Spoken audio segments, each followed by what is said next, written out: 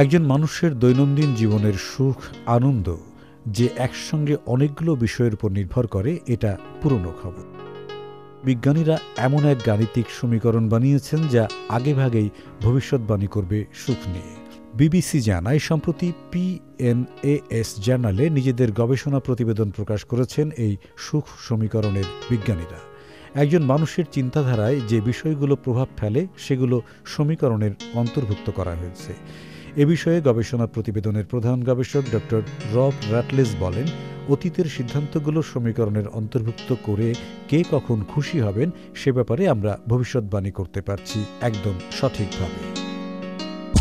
ইসলামী bank, সুখবর প্রতিদিন।